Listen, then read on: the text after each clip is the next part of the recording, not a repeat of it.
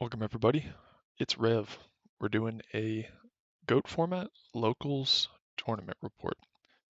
So I missed my last GOAT locals just because I had some family obligations and was happy that we were able to do this one. So we do them now, it looks like about once a month for the next few months, which is kind of cool. I just elected to go with Chaos Turbo because it's what I'm most familiar with, and I've been a little bit busy and I want to win. So I went 3-0. We switched so that equated to a win of the tournament. We switched uh, the schedule a little bit, so we're doing it a little bit earlier in the day and we're doing it a little bit more frequently. So the turnout for Edison and Goat has dropped off. So it was just 4 people, including myself. So we just did a round robin thing. So hopefully me winning this much hasn't driven people away. I frankly feel like it has because I haven't lost in like 10 months. Like it's crazy. So, um this was the deck. So it's very very standard. Um I think this is a very very good 40 for Chaos Turbo, especially into an open field. If you're in a more inbred environment like War League, maybe not. And I think there are some like concessions that you can make to maybe cut a torrential. I don't think card destruction's cuttable. But like if you really, really want to hone in on the mirror, you could like move a torrential to the side and go to 3 dust shoot, and then the main is like picture perfect. But um, other than that, discussing the side, I was tweaking it the last few days, and I really like haven't wanted to play goats too much, so it's more just in theory than in practice. But I noticed that I didn't really have as much as aggression as I wanted versus something like RGT, so I decided to add the Kaiku. Since there is a guy that plays like Stein RGT type stuff, and this card is very good to bring in versus them. There are occasionally some chaos or just random like turbo players. Um, so I thought this would be okay. And then we do have a decent amount of warrior players. So I wanted to have a really, really deep strategy for warrior, which is 3 Zambira swords, 3 Saku, and 2 Solemns. So that's the deck, pretty standard. I also see a pretty decent amount of like alt win and burn when people were more interested in goats. So I elected to run the walk for time and the hollowed life barrier for alt win type stuff. Um, Frankly, I mean, I think uh, based on what I've seen in a lot of the past locals, I probably could have brought more burn hate and alt win hate, but I didn't see that this time. So 3 rounds. Round one, I go up against, um, I'd say like a non-optimized Chaos Turbo list, but like it was like Thunder Dragons, um, set monsters. Like when we knocked, like he was banishing Faiths and Dekoichis and Spies. Um, and there was just like some weird one-off cards there. So I saw a DD Warrior Lady and a Blade Knight. So I was a little confused. So I lost the dice roll. Game one, he um, goes first, of course, and uh, then proceeds to pass to me. I have a very mid hand, and I have a dust shoot, and then I have um, it was some set monster. I believe it was a spy, and I dust shoot him, see what he basically has in his hand, and proceeded to just basically play around that all game very well. And that was the key to victory because throughout this first game, he drew pot, then he drew graceful, and then he drew duo, and then he dropped BLS on me. So it was just like he's so unbelievably outdrew me. I was drawing mid, but I just was outplaying him by like a lot. I had better positional play, like I was tracking his back row, and like he set right after I did dust shoot, so I knew like when he had a ring and a mirror. So I was able to effectively play around that. Um, Game two, I was kind of confused on like siding. I was like, I saw some warriors, but I also saw like a boatload of chaos stuff. So I did a very very late siding pattern. I just had elected to cut out some stuff like card destruction because I saw like Thunder Dragons and Chaos, so I just figured that probably wasn't that good. I believe I brought in a Kaiku just for the heck of it, and I believe I sided out an additional flip. Maybe it was a Dekoichi for like something like a Zambira, just like to have a beater, and like I think a mind control came in as well. In fact, I know it did.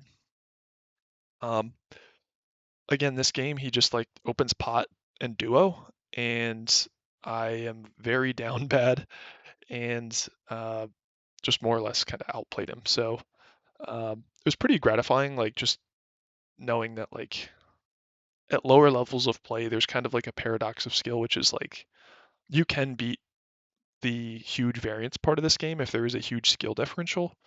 The paradox of skill I'm talking about though is that like at really really high levels of play, like when I play against good players like the War League crowd, it's not, it's a sack fest. Like the I see so many games, like not even just my own, like because I didn't do all that well in War League, but I see so many games where the worst player just wins, and it's really frustrating because like they're good enough, like they're not throwing, but it's so dependent on like what cards you draw. So like ironically enough, at like really really high skill levels, the game has like very low skill.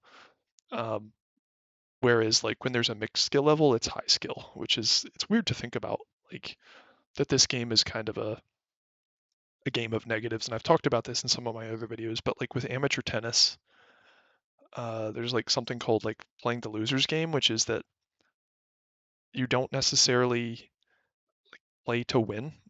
Um, you play not to like make mistakes, and that will win you most amateur tennis like tournaments. Like that's just how it works. But on a side note, um, round two. So this was against Warriors. Um, I hadn't seen this guy before, but he seemed decent. He opened up completely cracked. I, in this case, did go first though, um, and I opened shoot, and his hand was heavy storm, two dust shoots, and it was like Magician of Faith, um, Sasuke or Mystic Swordsman level 2, and a Blade Knight. I can't remember exactly what cards I had, but I sent back the um, Mystic Swordsman, and that ended up being like correct just based on what I had. I had to think about it. Like this was probably like the most impactful play of the game because there was like multiple punishes, and my only back row at this point was a Regeki break, and this was game one, so I also had a knock in hand, and then he sets one in his end phase, and I hold prio and draw because I was drawing to 4, and then I use Regeki break to pick off the dust shoot, and I just wanted to see the extra. I ended up discarding the nobleman just because he didn't like have anything worth really bringing back with faith, but I had to play around it. So what eventually ended up happening this game is he just severely outdrew me again. Like he just had gracefuls and pots, and I was seeing like nothing until like very late in the game. I did see a graceful, and then I got through deeper in my deck. I was resolving Jar of Greeds and some upstarts, and then uh, I was able to basically brick like most of his cards. So like because I knew he had the extra dust shoot and the heavy storm, like I just knew he was kind of playing down on cards. I knew to play around the Blade Knight. I knew like if he's setting something, it's like almost assuredly Faith. So it was another one of those games where like dust shoot just kind of like really really allowed me to outplay my opponent. And I didn't get dust shoot at all game. Like I was playing, it was hard because I had to maintain a very small hand size, but also play around heavy. So it was tough, but I managed. And then late game, um, I basically uh, hit a Sork and then hit another Sork and just pushed through that way. So game two, I do my siding plan, which is bringing in the Zombiris swords, um, the Solemns, and the Sakus, and he again opens just absolutely busted nuts, and I see absolutely nothing other than like a Swords of Revealing Light. So I hold them off for a few turns. I was able to get like a plus off of a Torrential and like clear a Spirit Reaper, and something else he committed to board. I stuck his Umbira, but it got dealt with, and it was just really frustrating because I was like no offense to the guy, but like he wasn't playing like all that well, but like he was just hitting pots, like like every round of this tournament, it was like pot was glued to everyone's hand. Like almost every single game, they were just like, oh pot, and like they'd get this look on their face, like they draw, they're like, okay, draw phase, and they're like, oh pot, and they'd smile at me, and I'm like I didn't like let them know I was pissed. I was like, God damn, like, are you guys like in a like pot of greed conspiracy group or something? Like, how are you all hitting pot this much, especially when it matters? So I lost that. Um, and then game three, um, I played just like out of my mind. It was so good. So he was basically neither of us shooted, so it was a little bit more fair of a game. And I was holding BLS for a while, and I had two solemns, and there were just so many opportunities for me to solemn because he later in the game did pot, but based on how many cards we both had, it wasn't a simplified game state, so I did not solemn his pot, which ended up being correct. And I saw a way that I could set up a 2 to 3 turn kill line with a Regeki break and two solemns, because he had already used one and he was getting low. I think he actually used, what did he use it on? He solemned for 5,000 at one point, and I actually did he solemn a BLS? Believe it was a BLS. I really frankly can't remember. Um, but I saw a way for me to basically set up a 2 to 3 turn kill line because I guess it would depend on what he set. So I basically sat on my solemns and was taking damage, and we were at like 2 minutes left in the round. And I set both of my solemns the prior turn, summoned, braked something, and then had a snatch in hand. He solemns, I solemn, he solemns, I solemn. So we had like an insane solemn war. Um, and I won that match kind of by the skin of my teeth. But I just played like perfectly. Like it's kind of a shame like with these that they're just not online. But like I was able to like set up everything really well. I was able to like stick a Zombira at the right time and like read like whether or not he'd have knock and committed like a Sangan before a Magician of Faith because I wanted to be Chaos Life. There were just a lot of like very small things that I did that like just happened to turn out in my favor, which was awesome. So round three, I uh, lose the dice roll, and I um, saw this guy dueling, and he was playing a ritual deck with Chaos, but he was playing the Blue Eyes ritual, which summons Blue Eyes and like kills face downs. So that actually is pretty good, like to kill your face downs, because I think it's 1900. Um, but actually summoning the Blue Eyes is really shit, and he was actually summoning the Blue Eyes, and he was on Steins and like Royal Decrees, which is annoying. Pardon me. And the one weakness of this build is it's not good into Royal Decree. Like Royal Decree definitely hurts you. Like look how like there's so little I can sub in my trap lineup. Like I don't have a Book of Moon in here, so Royal Decree is really terrifying. Um, game one, luckily I pop his Royal Decree with Breaker and run over a Manju with Breaker, and then I more or less just didn't commit anything and just kept on poking with Breaker until like I forced him to answer it and then commit things. And then I torrentialed him, and then I just like went in with Chaos and won that way.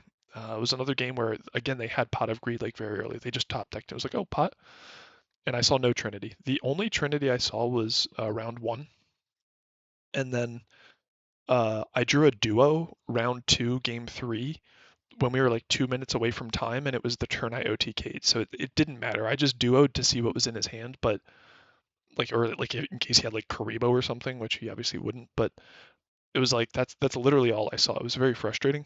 Um, and then game two, he goes first, of course, because he lost.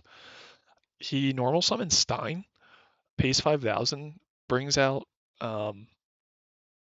King Dragoon, and special summons a uh, blue eyes, with no back row. I'm like, okay.